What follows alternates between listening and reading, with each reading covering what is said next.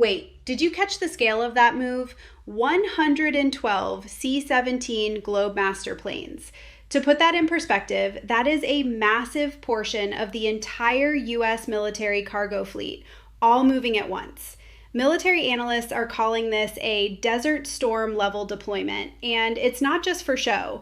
These planes are the backbone of any major ground or air operation, and seeing over 100 of them repositioning to Europe and the Middle East simultaneously is a massive red flag. Look at the monitors in the footage. This is clearly a buildup designed to cut off Iran's oil routes, which happen to be China's primary supply. The US is basically checkmating the energy supply before the yuan can even challenge the dollar. If you see this many transport planes moving, the logistical preparation for something huge is already finished. It's the kind of movement that happens right before the world changes overnight. Keep your eyes on those flight paths. And now I would like to ask Ex-Im Chairman John Yovanovitch to say a few words, followed by our friends from business in Congress. We'll go over that. But we have some great business leaders, the best, here today. And John, if you would start it off, that'd be great. Thank you. Thank you, Mr. President. The President gave us a very clear directive.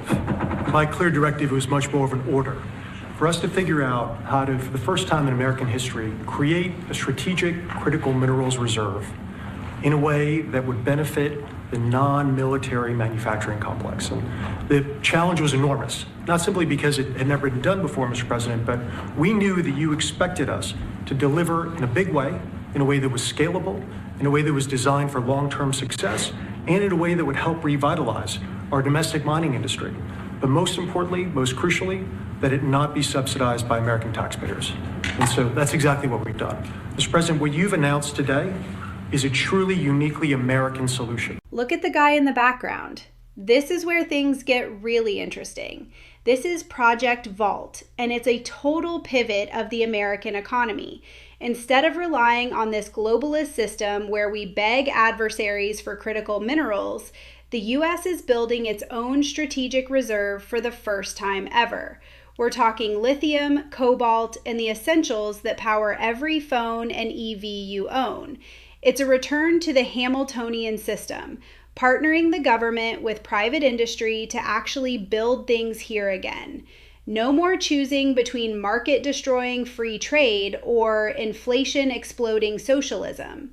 This is a public-private partnership where government credit fosters physical production. It's about taking back sovereignty from the ground up. If this works, the U.S. won't just be a service economy, it'll be the industrial engine it was 60 years ago. It's a complete game changer for American manufacturing and national security that most people are totally ignoring. This is the CCP officially throwing down the gauntlet. Xi Jinping isn't just talking anymore. They've published a definitive mandate to make the yuan the primary global reserve currency. For 80 years, the US dollar has been the king, but China is banking on recent dollar weakness to flip the script. Notice the graphics here. They are specifically aiming to challenge the dollar's hegemony in international trade. For the first time in our lives, the Chinese are actually trying to strengthen their currency instead of devaluing it. This is a full-scale declaration of economic war. If the yuan replaces the USD, the US loses its ability to sanction enemies and fund its debt easily. It would change the standard of living for every single American overnight. This is the multipolar world they keep talking about at Davos, and China just made the first big move. Look at this map. The State Department just ordered all U.S. citizens to evacuate Iran immediately. They aren't even suggesting air travel. They're telling people to hit the land borders to Armenia or Turkey right now. When you see an urgent advisory like this, combined with the risks of wrongful detention and security instability, it's the ultimate sign that kinetic action is imminent.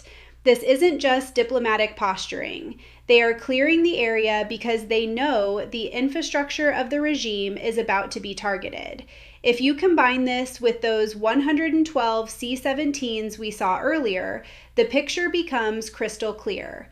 The U.S. is preparing to strip down the entire military and paramilitary infrastructure of the IRGC. We are watching the pregame for a massive regional shift. The board is moving fast. Subscribe to stay ahead of the next move.